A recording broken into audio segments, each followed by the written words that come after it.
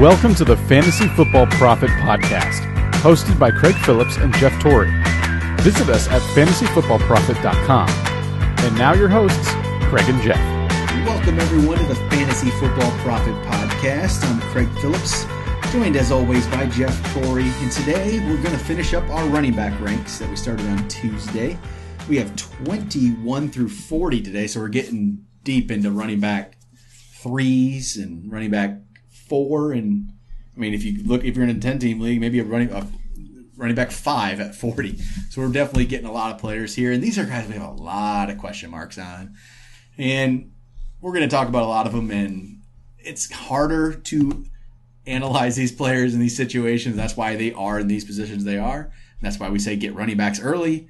Because there's so many committees in here. There's so many players coming back from injury, maybe, or an older player, bad situations. It's just so much to not really know. And this is, I mean, you're going to get a breakout from this group, though. You're going to get a couple breakouts from this group. And it's going to change your season, probably. Just trying to pick which one it is tough. So we're going to try to give, our best guesses for that. Before we get into the episode, make sure you check us out on Twitter at the FF Profit. We are on Instagram, Fantasy Football Profit. The website's fantasyfootballprofit.com. We'll get all these rankings up there for you guys to check out. We've got both my ranks and Jeff's ranks. You can compare them. Maybe you like one of ours better. We'll see. You can tell us that, too. Let us know who's an idiot and who's not. Jeff's been called an idiot a few times. I still have not. So that's my favorite my favorite comment so far. And also, you can email us, fantasyfootballprofit@gmail.com. Get your questions in. We'll do a mailbag episode next week. Gearing you up for your drafts. If you have any keeper questions, anything like that. We're going to start off the list here with some exciting players. Number 21, Spencer Ware. My number 20th player, your number 20th player, but he happens to fall to 21 when we do our consensus. And we've talked about Spencer Ware, and this came up in a league we're in. We were offered Spencer Ware in a trade, and we just like, don't want it. But then you really start to think about Spencer Ware. He is the starting running back as of right now, but it's just he started last year so well. And then he just became kind of an afterthought where we didn't talk about Spencer Ware very much. He didn't do much. He was just kind of there. And I think Kansas City kind of felt the same way. Obviously, they went and drafted Hunt. Not early, not, first, second round early, but they still drafted a running back. You get a guy in like the third round today. It's kind of more of a first, second round way they used to draft. They don't draft quite as early sometimes. But, I mean, I'm not excited about Spencer Ware, but he's I guess this is where he should be. He's kind of a running back, back-end running back 2, more of a flex. If he is the starter, we might even be low on him. Maybe he should go ahead of a couple guys, but I don't see any situation where Spencer Ware is getting the majority, not majority, he'll get majority maybe, but a huge number of the carries. Hunt is going to take some carries. That's just how I see it. I don't know. That's what I'm thinking. Yeah, It's hard to get excited about the guy. I believe he was like 16th last year in running backs. And that's with injuries and all kinds of stuff. Yeah, and I don't see that improving at all. He had 214 rushes, and I think that could go down. Even with that, Charkandrick West had almost 90 carries. The only thing that really kind of saves him is the fact that he had a good amount of yardage receiving for only 33 receptions. He had 450 yards receiving and 2 touchdowns with that. The red flags against him are he has a very filled backfield now. Not only do you have Charkandrick West, who took 90 carries from you last year, but you have Kareem Hunt, which we both believe is going to be in the mix heavy. And then you also have a sneaky one in CJ Spiller. I realize that he's been banged up and just completely useless on other teams in the past couple of years. But once again, if he gets involved just in the passing offense, that takes off that huge highlighted silver lining for Ware that I just talked about. Yeah. And the guy doesn't score a lot of touchdowns either. I mean, 6 was the most, and that was 2 years ago. He had 3 last year with the most carries he's ever had. So there's a lot of red flags with him for me. But as long as he stays there, I can't drop him too far. Yeah. So it's just really muddy backfield. This is a candidate to move down our ranks when we upped them before the season. This is one situation where actually a lot of these situations preseason is going to do a lot, and it's not even necessarily going to be what we see from Spencer Ware completely. It's going to be how does Kareem Hunt look? Yeah. That's what a lot. It's going to be more what does Kareem Hunt look like rather than what Spencer Ware looks like. I think we know what Spencer Ware is, and if he plays, he'll be a certain player, and we know that. It's really is Kareem Hunt something? We just don't. Third round picks, you don't know. He could be, he might not be. He's from a small school. We'll see when preseason starts. This is one to really watch though, because if Kareem Hunt looks great, he's going to jump up. Ware's going to go down, and that's how we're going to update it. We'll let you guys know. But as of today, when Spencer Ware is a starter, he's 21st ranked running back for us. 22nd is Mark Ingram. My 18th, your 23rd. Again, another could-be committee. We don't quite know. It could be a three-headed committee.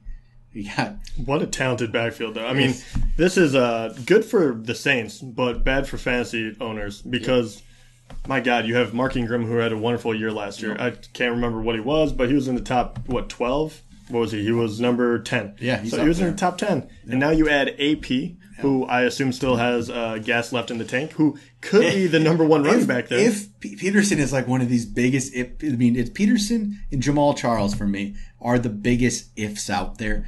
If they are anything like they were before, they are going to be great. Oh, man. They could just be, if Adrian Peterson's Adrian Peterson, Mark Ingram is not going to matter because I don't think Sean Payton likes Mark Ingram anyway, honestly. I mean, he didn't seem to. Ingram just kind of made it so he had to play him. All of a sudden, Ingram became pretty good last year again.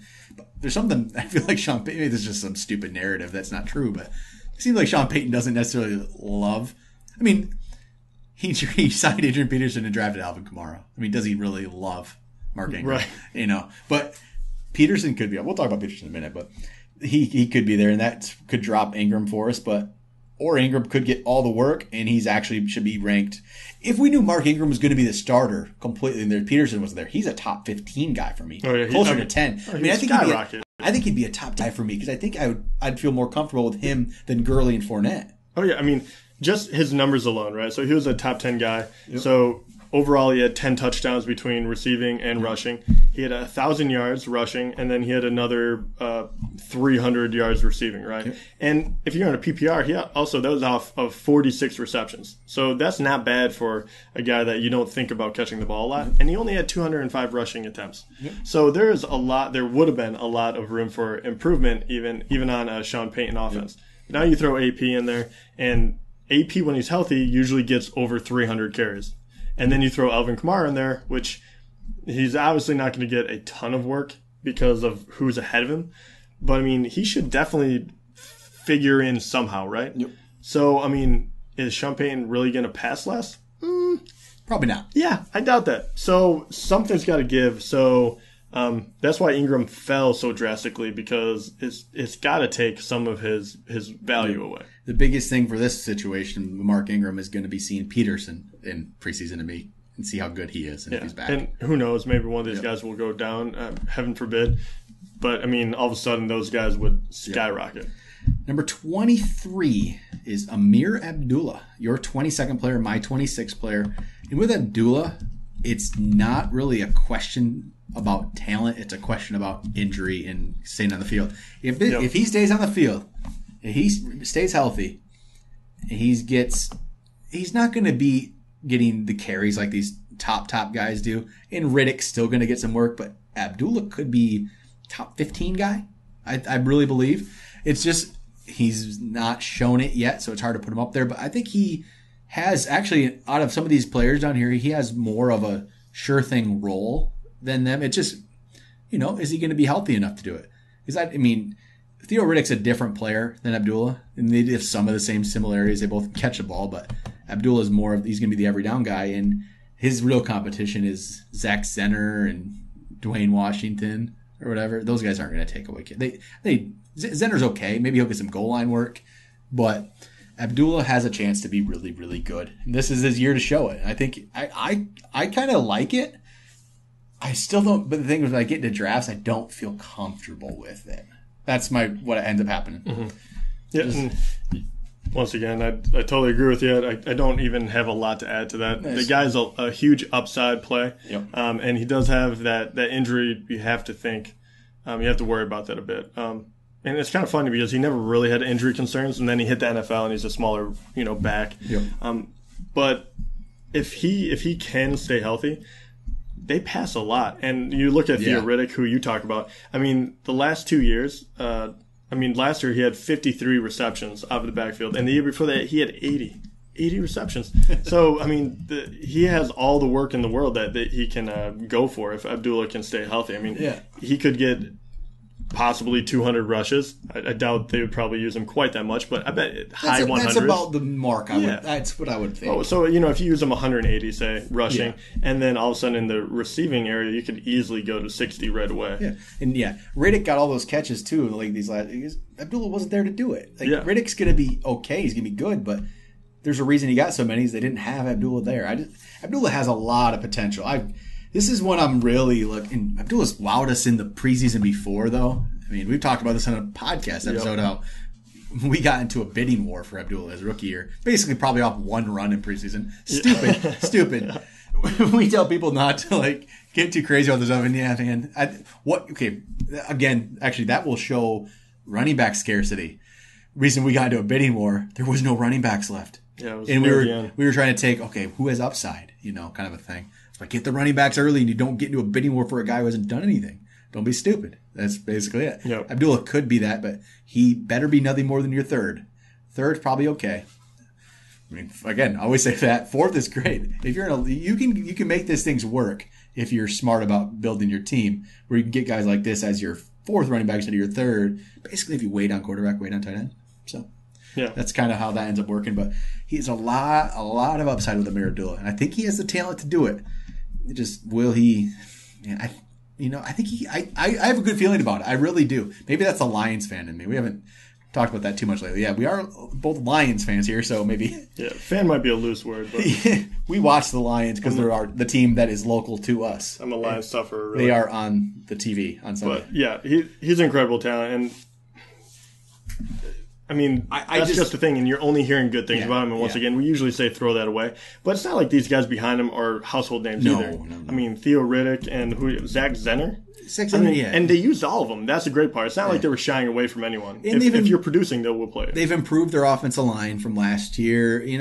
Stafford's a good quarterback. There's definitely potential here. It just. I wouldn't mind if I have a chance to get him as my fourth running back, I am doing it every single time.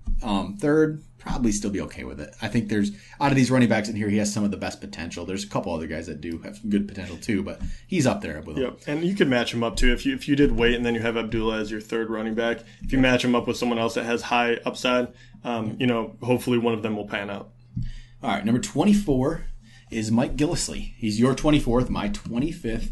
This is a very much a situational type thing. It's basically hoping he jumps into the LeGarrette Blount role from last year, 18 touchdowns. Will he be that? Possibly, but there is nothing to say for sure. As of now, he's there. We kind of think he will jump into that position a little bit, but there is still Rex Burkhead concerns back there. Not worried about James White and Dion Lewis and those guys. They're a different player. Rex Burkhead, maybe you don't know. It wouldn't shock me if Rex Burkhead started the year as their number one back. Just the way the Patriots work. They signed Burkhead before they signed Gillislee, so it could happen. Gillislee, if you look at his numbers over the last couple of years, I mean, he's been his career is 5.7, 5.6 yards per carry, pretty solid. He's rushed for 11 touchdowns, and that's in only 154 carries. In 11 touchdowns and 5.6 yards. But it's enough carries where the yards per carry is still up there. The detractors will say that when he came into the game, it was more situational a lot of times. They maybe didn't stack the box against him like they did McCoy. But, I mean, they used him a lot. He also ran on the goal line, though. It would drop his yards per carry. So it's just... Yeah, no, you really didn't stack the box against Brady. When you're that high, yards per carry wise, over 150 carries, that's where it really starts to matter. The yards per carry can be a flawed stat sometimes, but I don't feel like it's a flawed stat on the high end necessarily. It's a flawed stat maybe on the low end, like when you talk about Melvin Gordon in losing, 1 yard touchdowns all the time. That drops you down. Mm-hmm. When it's that high, that's pretty good. I mean, yeah, there might be a couple of long runs in there. I don't have all that in front of me. It could be a couple of long runs that really boosts that. And actually, no, his long last year was 44, which is good, but that's not enough to make a yards per carry out of control. Right. And he had 101 carries last year. So I think it's a significant number, and he had 8 touchdowns to go with that. And that's the one that everyone's going to look at, right? Because it's does that translate to Blount, where he can get that ridiculous TD amount, which is why it pole vaulted Blount into the top 10. Could he? Yeah, I think he'll get first crack at it. This is why he's this high for me. But we've seen him many times. He fumbles twice. Yeah. Rex Burkhead was also very, very efficient last year. Yep. So they can easily bring him in. So it's going to be, can he be the guy that we think he is the entire year? Yep. In 1 year of Belichick using basically one back in that role doesn't make me believe that Belichick will only use one back in that role. It's not enough. There's not enough of any kind of sample size from Bill Belichick that I would believe in, except for Tom Brady being a good quarterback. That's the only. I don't know, because he could change on a whim. He might change on. You never know with him. If Gillislee ends the year with 200 carries, he will be a very good value here. It's hard to say that that's what's going to happen. And I've seen Gillislee get overdrafted a lot. His ADP is not bad right now, but I've seen him get drafted higher than that. His ADP is about where we have him, but yeah, and it's where I kind of understand where people are going with this, right? If you're going to worry about someone, you might as well go someone with huge TD upside, and you're kind of going lightning in a bottle. Yep. With all the people they brought on, in the off season, with especially at the running back position. Yep. I'm still very, very hesitant. Yeah, and I don't like to take too much. I don't like to get risk in the Patriots running backs. Yeah. It's just an iffy situation. I've never been a fan. It's tough. Number 25. This is probably the player we have the biggest discrepancy on, and it's Dalvin Cook, my 19th player, your 31st player. Okay, I'll tell you why. I have 19. That's probably because that's the bigger. Maybe I don't even know if that's the bigger outlier anymore. I got to pull this up before I say anything, because I think Dalvin Cook's moved up. He's 24th consensus right now. Mm-hmm. So he ends up being 25th for us. So consensus-wise, he ended up being in the middle. Okay. We worked it out. I'm low on him. You're high. I guess this is more of a situation where I don't know when Latavius Murray's coming back, and that's how I have this rank based. If Latavius Murray isn't ready to go, Dalvin Cook is going to get majority of the work. Jerick McKinnon, I think he's had his shot.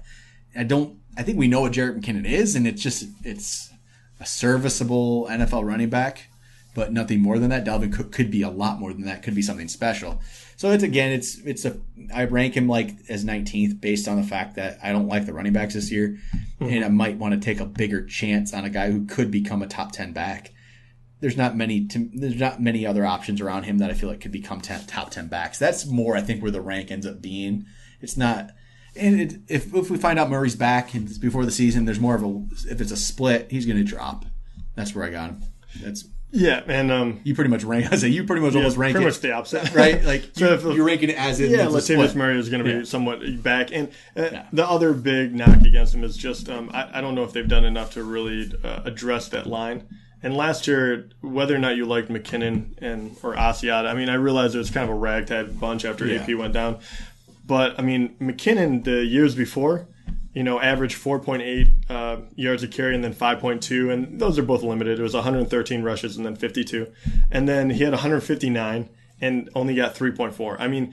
Their line really was that bad. It was, it's also built so Bradford can get rid of the ball as quickly as possible. Yeah. I think Dalvin Cook is a very talented guy. I think this might have been one of the worst situations he could go to for the first couple of years of his career. Yeah, I hope that line's improved. I just don't know if it has either. Yeah, and I don't think I don't think Jerick McKinnon was like a great running back. No, but he was athletic enough to to get away from some people, find a hole, and definitely shouldn't have struggled with quite that much. Yeah. So that's why I worry. And if he's getting pounded just constantly, I just think it's a quick way for a rookie to lose confidence and all of a sudden try to run outside every time. Yep. All right, number 26. Complete opposite end of the spectrum in age. It's Frank Gore. My 29th, your 26th. I've been dropping Frank Gore down the ranks here. He's still a safe option, I believe. He's still going to get you 8 points, that kind of thing. Mm-hmm. Just not excited. So there's other guys. I'm going to take a Dalvin Cook maybe, or even a Doug Martin, look at those kind of guys. Just because I feel like there is a bigger upside. Frank Gore's fine, though, as like your third running back. because he will get those points. It's just he's not exciting. It's just he's there. This is probably we're similar. This is kind of where he should be. I think he has one more year in him. He's been steady. He's been consistent. He's not gonna win you a championship, but he'll keep your team steady enough to help you. Even if your top guys have a down week, Frank Gore is still probably going to get you enough to keep you in games, kind of a thing. Yeah, that's kind of what you look at him as. But the problem is he's probably not going to start a lot, even if you get him on your team. I feel like a lot of times people are going to start at a flex. People are going to start a wide receiver at a flex over a Frank Gore. I mean, you say that. I think it depends on the makeup of your team. I think he's a very situational pick. Yeah. But I mean, even last year, as much as yes, at some point he's got to fall off, right? So I think it's safer to hedge your bets on this is going to be the year. But last year he was 12th overall in running back. He's been there every year. He's just consistent. And so if you do have him and you have some riskier picks as far as talent or situation goes, not age, that he's going to get 250 carries and he's probably going to get 5 touchdowns. It's nothing sexy about the pick, but it is helpful depending on your team makeup. This is where in the off season you look at Frank Gore's numbers. You talk, he's a pretty safe option, and we really should talk about him more. When you get closer to the season, you're like, I don't know if I want Frank Gore. It's just boring to me. Doesn't have that huge upside. But maybe you should. It's just kind of. I want him as my 4th running back. That's a good option. Maybe not a 5th. Get him as your 4th with a rookie like a Pirine or a Hunt as your 5th. That's a good trade-off right there. Right. Number 27 is Doug Martin. My 27th, your 29th player. If it wasn't for the suspension to be up there. But Doug Martin's he's like a 1 year on, 1 year off type guy. Is this the on year? If it's not, he's done. They're going to get rid of him. And there's this talk that he has to earn his job. He's not guaranteed the job when he comes back. Yeah, of course he's not guaranteed it. That's pretty much, I think, a given. But if he's the best running back, he's going to get his job back. I just hope I'm of the belief that this is a Doug Martin is good year.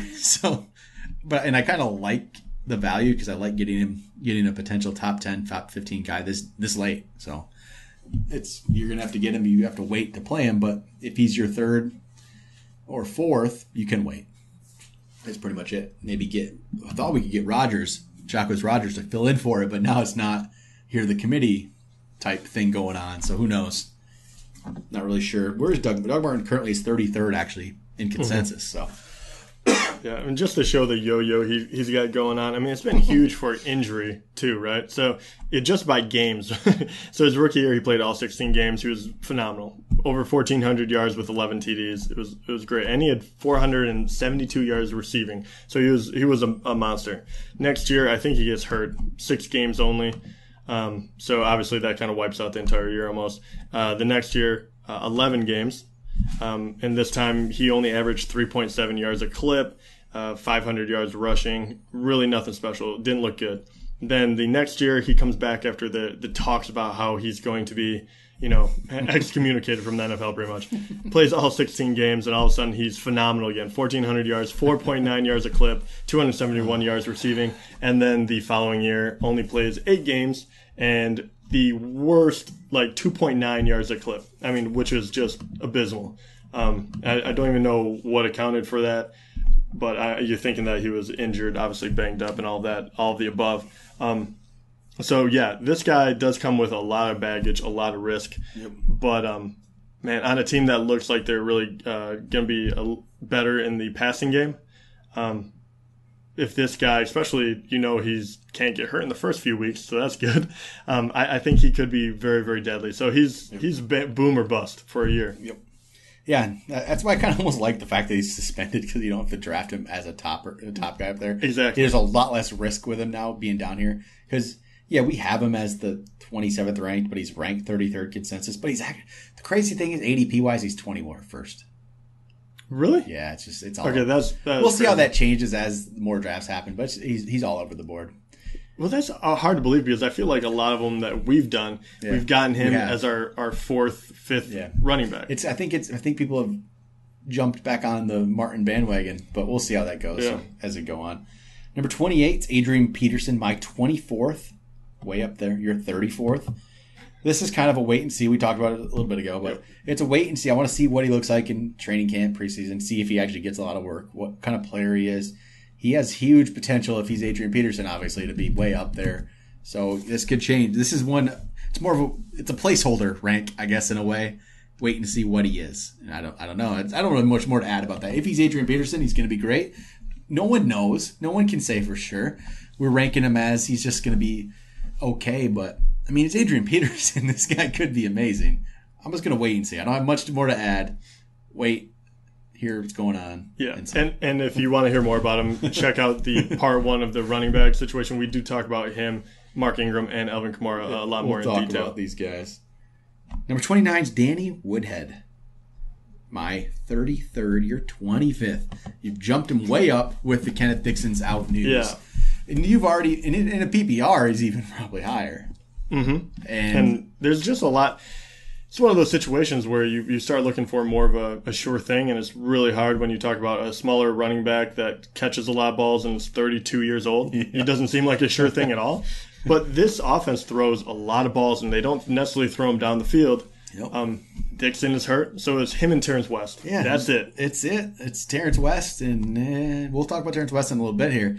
But actually, we'll talk about Terrence West now. We can just skip him. This is a good situation. Terrence West comes in as our 35th.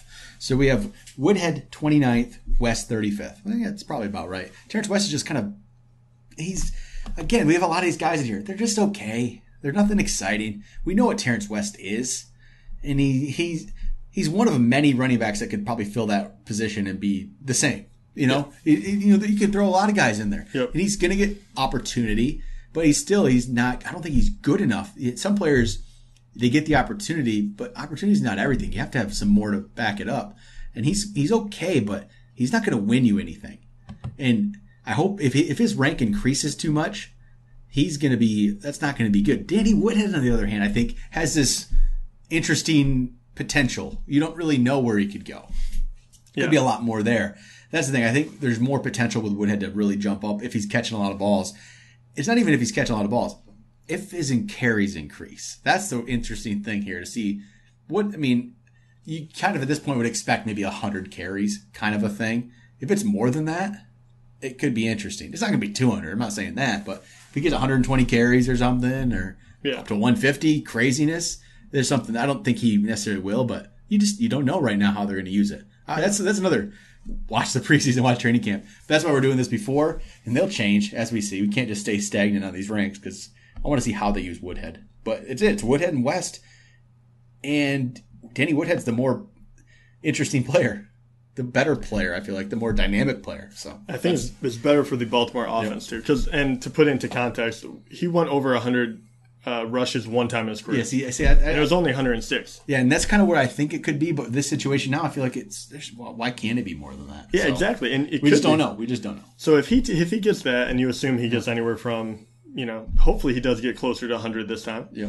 The receiving is where he really shines. And 2 out of the last 4 years because of injury. So the 2 years he actually stayed healthy.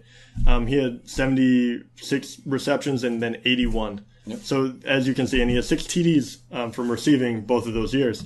So as you can see how quickly he can get up to possibly 10 touchdowns. You pair that, over like 1,200 yards pretty easily if he stays healthy between the two. And not to mention, once again, if you are PPR, that is a running back that really makes up the difference for the rushes because he catches so many balls. Yep. And he's a very, very sneaky play. And now that he has less people taking away his touches in the backfield. Yeah, we had not talked about Danny Woodhead much until we did our players we haven't talked about episode a couple weeks ago. And now we can't stop. And it's just, he has been... Everyone's talking about this situation now. And actually, the next guy, Paul Perkins, is our 30th guy. He was another player we hadn't talked about very much. And he is 28th for me and 30th for you. And then actually, we got a question about him on yesterday's mailbag. We didn't really answer it well because we had news coming up today. Paul Perkins, again, I can say this again, is just, he didn't do much last year, so there's nothing to go off of. I think I made this comparison on the episode, the players we haven't talked about episode, that there is a scenario in my mind where you looked at Devontae Freeman's rookie year. Mm-hmm. He was worse than Paul Perkins, and all of a sudden he got the opportunity, jumped up. Yeah, yes, there is that chance. I don't I mean, we wouldn't have thought Freeman was going to do it, so it's hard to see that. No one sees this. There's not somebody out there that just, okay, no, Paul Perkins is this elite talent guy. No, I don't think he is. It's just he has an opportunity on a good offense, I'd say. I think the Giants have a good offense with that passing attack. I think a decent offense, better than average offense. Yeah. Not spectacular, but should be better than average. And he should get the opportunity. But he wasn't great last year. He didn't do anything special. It's just he has the chance here. They don't have Rashad Jennings behind him anymore. Shane Vereen's still around. They drafted Wayne Gallman. Who knows? Maybe Wayne Gallman's something. We don't know that either. So this is another guy. You're drafting these guys on here because you don't know what they're going to do. But I guess a good thing about it is he's a young guy who should have the bulk of the carries. So they got that going for you. He's a great fourth running back. Third running back, flex. Not sold on it because he could be a guy who's getting you 5-6 points. We haven't seen much. Again, I hate, sound like a broken record. You're talking this. It's wait and see in the preseason and training camp. But that's what these guys are down here. There's a lot of times training camp and preseason doesn't matter much, but for these type of players, it can show you a lot. I remember a couple years ago in training camp, Mark Ingram all of a sudden looked great. This was had a few years where he was just kind of not very good. In one training camp, he's looking really good. You try not to read too much into it his training camp, but that was the year he really had a great season. So it can make a difference. So just kind of watch it. I mean, I don't know. Do you have a strong opinion on Paul Perkins? I really don't. I don't think you can. I mean, from the limited amount that you've saw him, he looks pretty pedestrian to me. Yeah, that's how I see it. Even his numbers resemble the same. I mean, he had 130, he might have had a little less, 130 touches overall, and he had 0 touchdowns, and he averaged 4.2, about 4 yards a carry. And he played the majority of the year. I have him ranked. This is where I have him ranked because I don't see anyone else on that team that can really challenge him for the carries. So if he's going to get the bulk of the carries, he's going to put up some decent numbers. And so the situation he's in, that's why he's earned this spot. So technically he would be back end number 3 running back for me. Yep. Would that make me happy? Not necessarily, but I think he would probably be a safe play as long as he keeps his spot on the team. But you never know what's going to happen with that. Someone else can jump up. They still have Darkwa? Orleans Darkwa, yeah. Yep. And they also had Vereen, who scares me a little bit because he stole receptions in the past.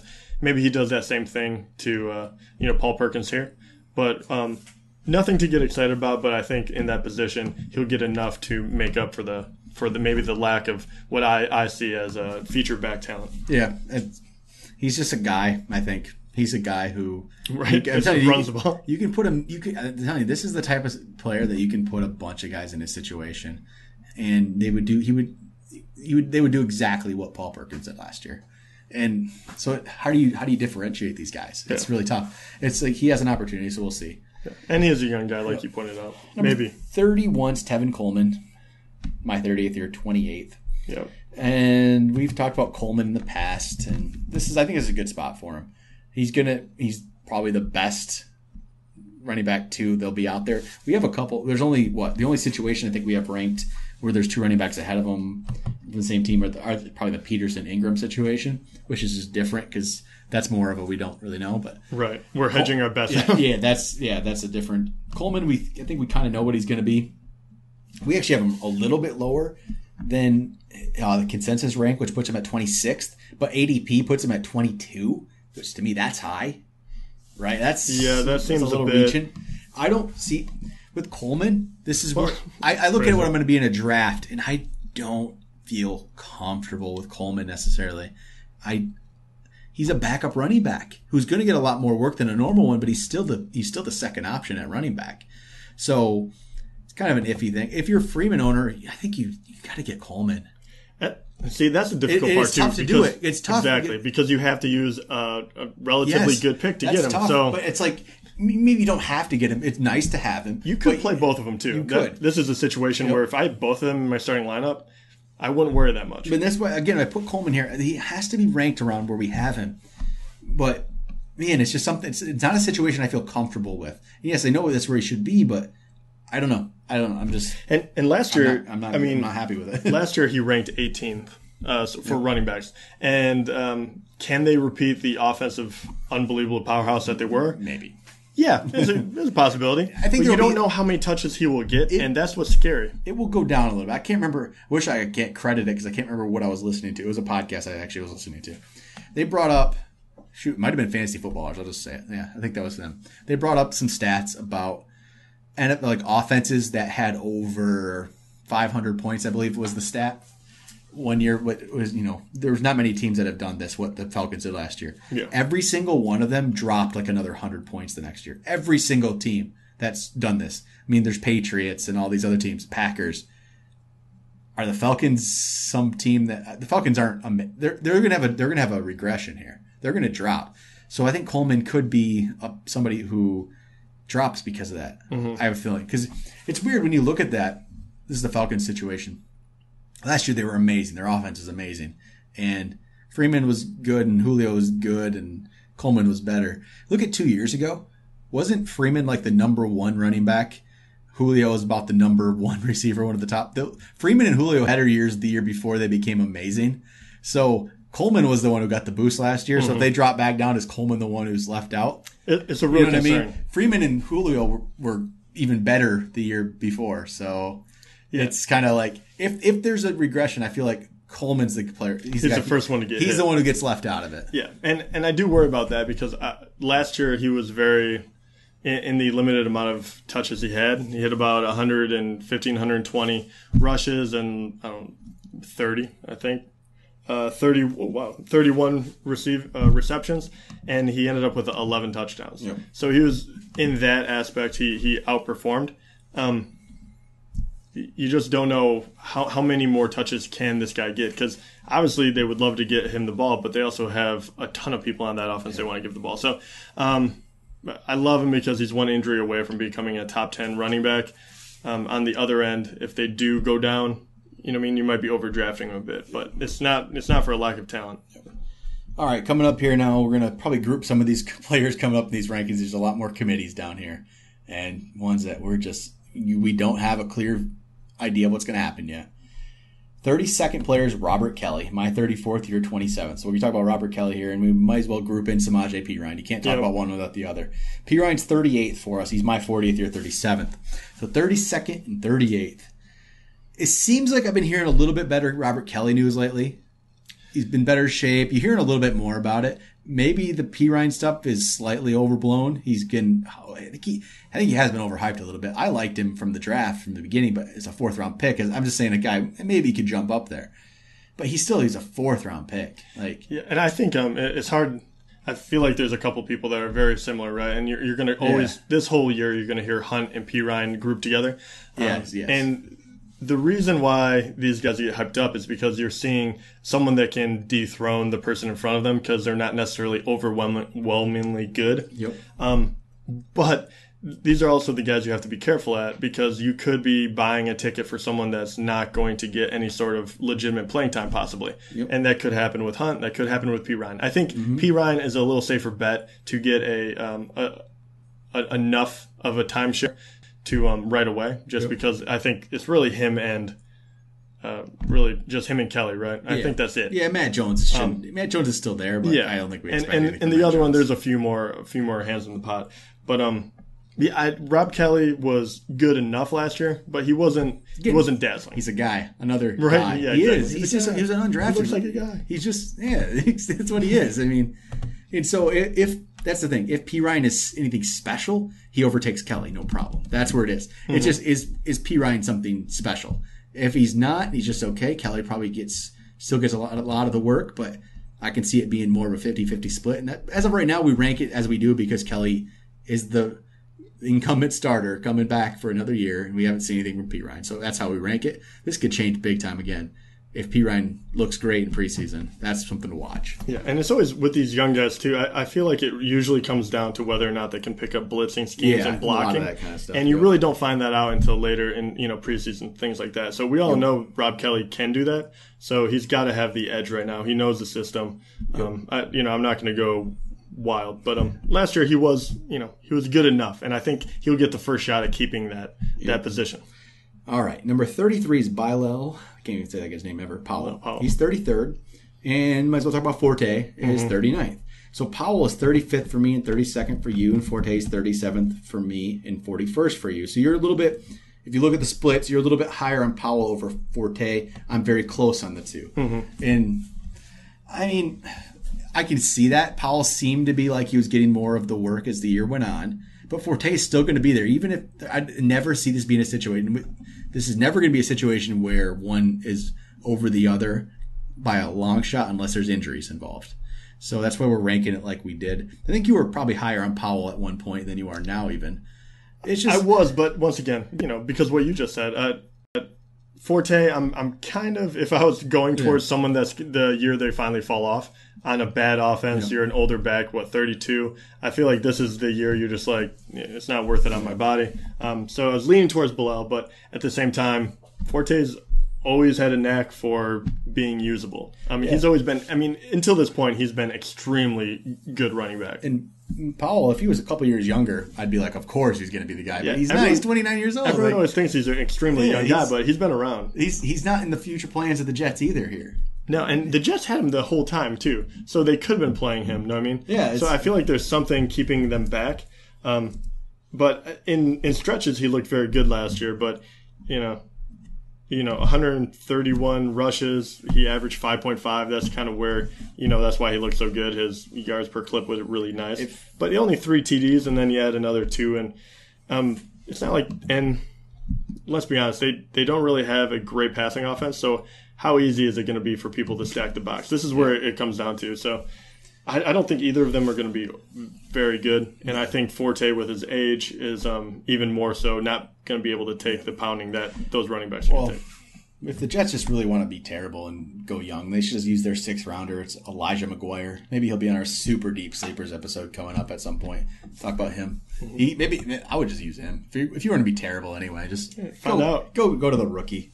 All right, where are we at? 34, Jonathan Stewart. My 31st, your 36th. Even if he gets the first down, second down work, I don't see much happening with him. I just don't. He can't stay healthy.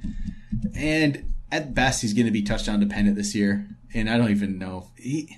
I'm not very excited about it. Yes, I think he will still be useful, but I think we both. I had McCaffrey ranked lower, but I think McCaffrey's just going to be so much better. And if anything, what's going to happen with Stewart is he's going to probably start the year stronger and tail off.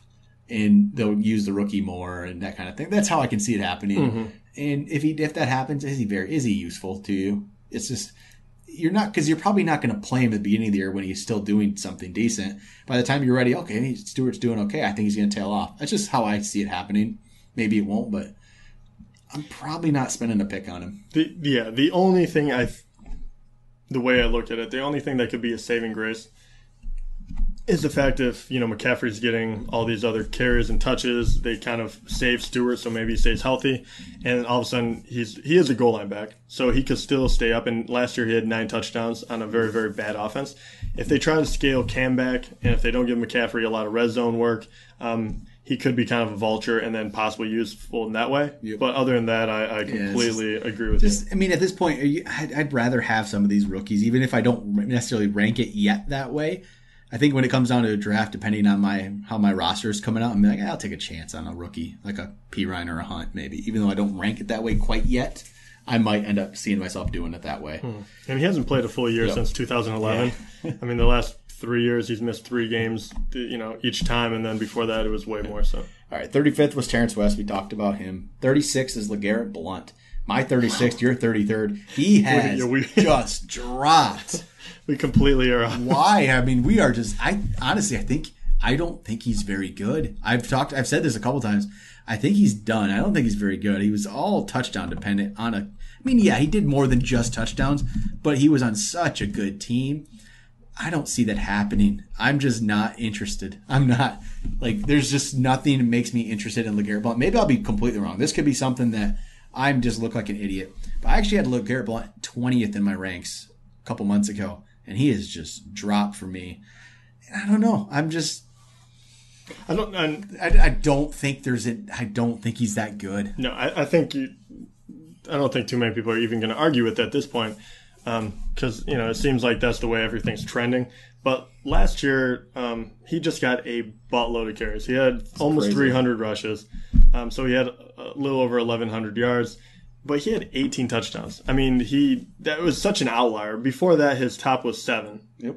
And he doesn't really catch any balls whatsoever. He had 7 receptions last year.